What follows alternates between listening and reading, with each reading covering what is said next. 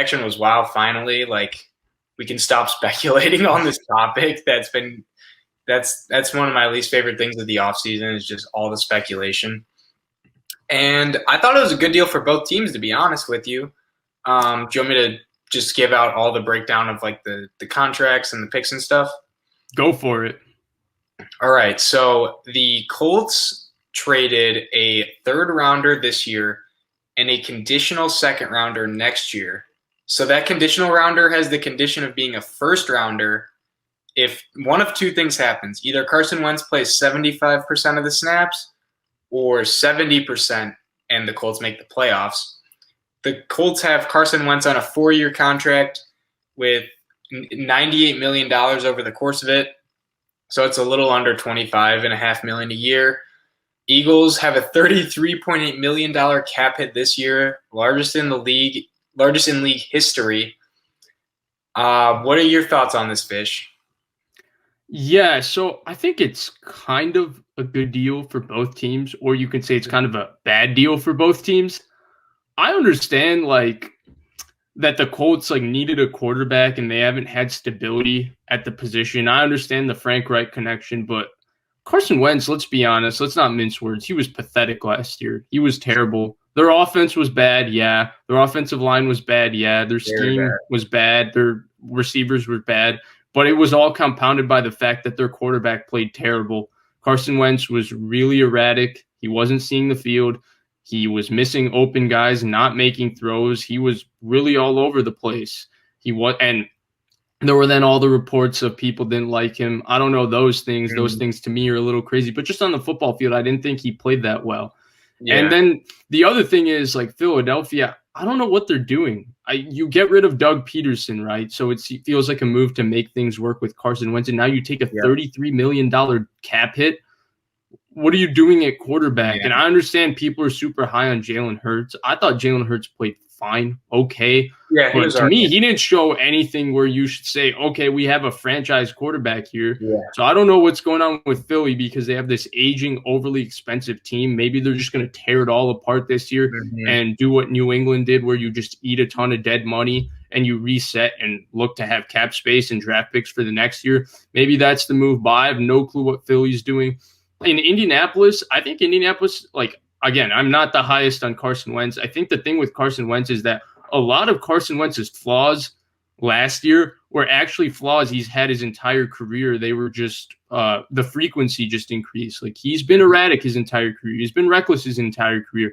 He's been inaccurate at times his entire career. He's been turnover prone his entire career in the NFL. Yeah. He fumbles the ball a lot. And these problems were just the frequency of them just increased by times two, but they were prevalent in 2017. They were prevalent in 2018. He just made more wild plays to go with them, so people put up with them. And so I think that I don't think that the Indianapolis Colts are getting an MVP caliber player. I think they're going to get a guy that with Frank Reich, who's a really good play caller, with their offensive line, with their run game, all of that, they got a good chance of having a maybe 12 to 15 type quarterback. I don't know if this makes them a Super Bowl team, but I think that they got the best case of this scenario because I think they got a cheaper quarterback. They got cheaper with Carson Wentz than what Carson Wentz was going to be paid in Philadelphia. Yeah. He's got the talent to work with Frank Reich, and I think I kind of went all over the place there. I first said it was a good deal for both teams, and I said it was a bad deal. But I think what I'm coming to, honestly, is that I think Indianapolis is going to end up with the best of the deal.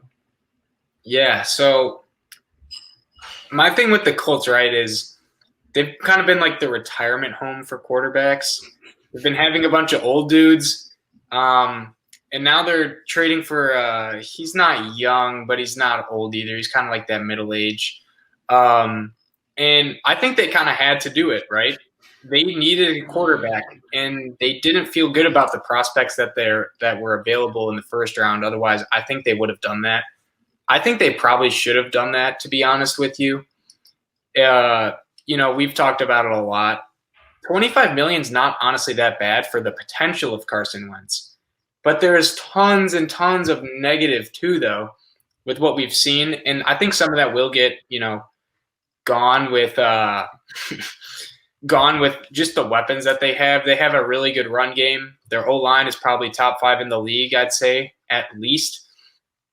And the receivers aren't bad, but like Pittman's really young. They have some good tight ends. I guarantee you they'll somehow acquire Zach Ertz. That just seems like something that will happen. Their defense is pretty solid. Like, this is a team that's built right now that they can compete. Phillip Rivers, he put up good stats in that playoff game, but he was holding them back a little bit.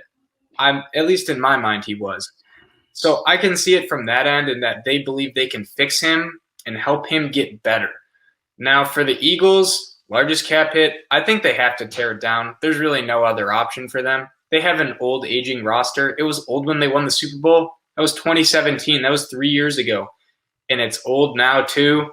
I think they had to do it. And, yeah, I'm with you on Hurts. He was all right. Like, he had some good plays. His completion percentage was pretty 52%. bad. Yeah, not ideal. But, he made some plays against the Packers that were awesome. And, yeah, that's what I'm thinking about it. And I guess I have a question for you, Vish. How many wins do you think the Colts – this is obviously before the draft, before injuries. How many wins do you think the Colts are capable of getting? I think they'll have 10 to 12. Their team is stacked, and I think Frank Reich is a really good coach. So this is nothing against Indianapolis. I think their only problem is that Costanzo retired as their left tackle, and I think they'll rectify that problem. Right. Their defense is really good. They have a lot of young secondary players that I think will ultimately get better. They have a lot of picks going forward and all those things. But I don't think their roster is built where they're just looking to win 10 games and lose a playoff game. That's what they just did with Phillip Rivers.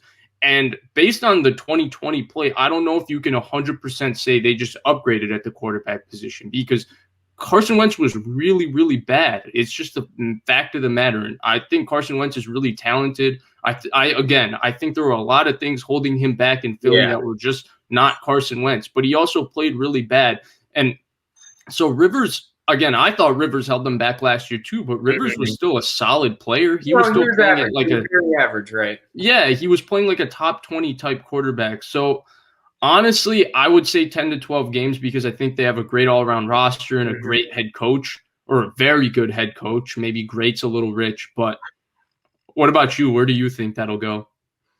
Yeah, so I'm probably right there with you. Probably 13 would be the peak. I think they'll get at least 10 or 11, bearing their whole roster on IR, COVID still prevalent, and that, those type of things that are unpredictable. But let's look at it this way. They have tons of cap. They did use some on Wentz, but, they got rid of Brissett and Phillip Rivers off the books. They have a really young offense. Think of Jonathan Taylor, Marlon Mack. They might bring him back. We'll see about that. Decent tight ends. I mentioned Michael Pittman. T.Y. Hilton could be gone, but they have solid receivers, right? It's not insane, but you can work with it. And they're still waiting on Paris Campbell.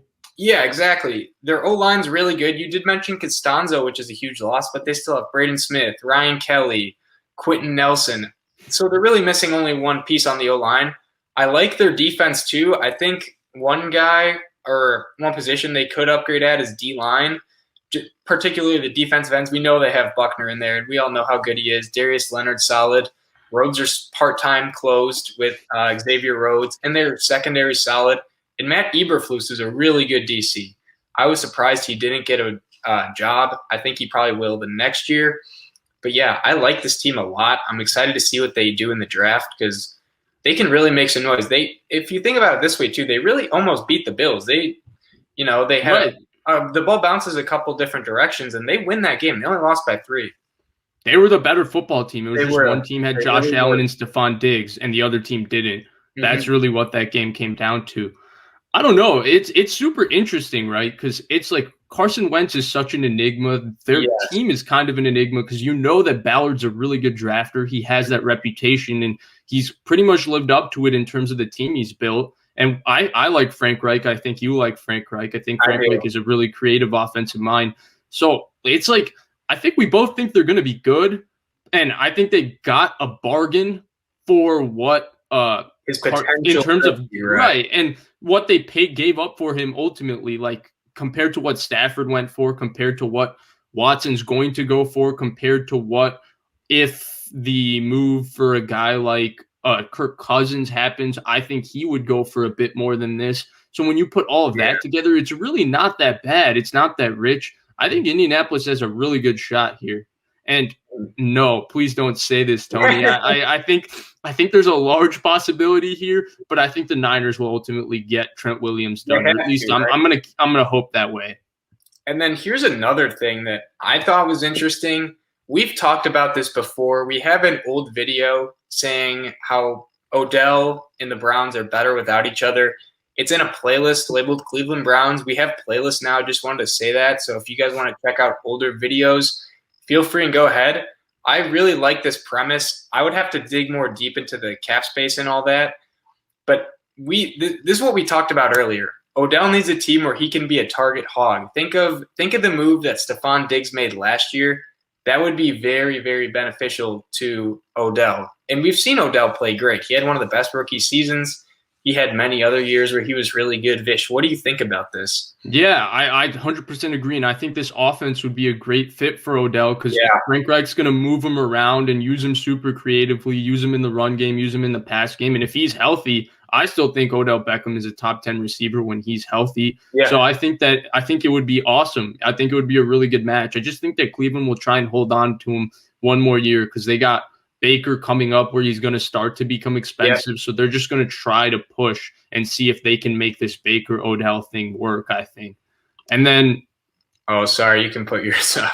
No, go ahead. I was going to say we are going to get to this topic sometime this offseason.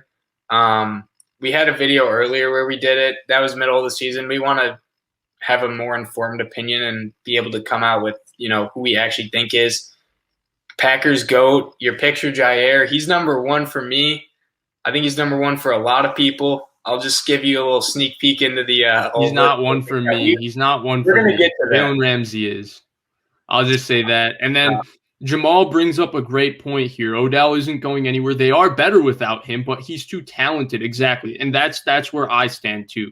I think that he's just way too talented for them to not give it one more chance. Here's the thing. And I think Baker's stats, real quick, if you don't mind, are a little overinflated with and without Odell. I think that because you have to also look at Baker's comfortability within the offense and all. I think we would have had a bigger sample size maybe if Odell came back and Baker started playing worse again.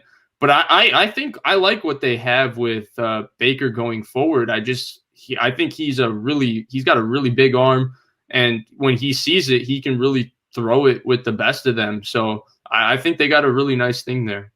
I was gonna say too, I think Odell's undoubtedly better than Rashard Higgins. I think that's a pretty obvious statement. But they played well with him as the number two. They don't need an elite number one receiver in their offense. They hand the ball off to Chubb and Hunt. They have three really, really good tight ends. Jarvis Landry is a solid receiver one. Higgins gets open. I think it was Collinsworth who said that Higgins doesn't really do anything well, but he's always open. And it's about the truest thing ever. He's not the fastest. He's not the tallest, but he gets open and he makes plays. And that's really all they need. Connection with Baker. And Peoples-Jones, you're right. Peoples-Jones, I'm right now just debating myself here. I said, keep Odell, but you're making some great points here. We'll see. It's really interesting. Yeah. I think if you're talking specific Odell to the Colts with Carson Wentz, that's super interesting to me, and I think that would be a great move for all parties involved. We'll investigate that in a later date with cap space and stuff like that. For sure. And then, Jamal, we really appreciate your support this entire time. You've been one of the guys that stuck with us from day one. We're 17 live streams in. I don't think you've missed a live stream and supported us. There's a few live streams that you've single-handedly carried. We really appreciate you, and we hope to bring you on one time.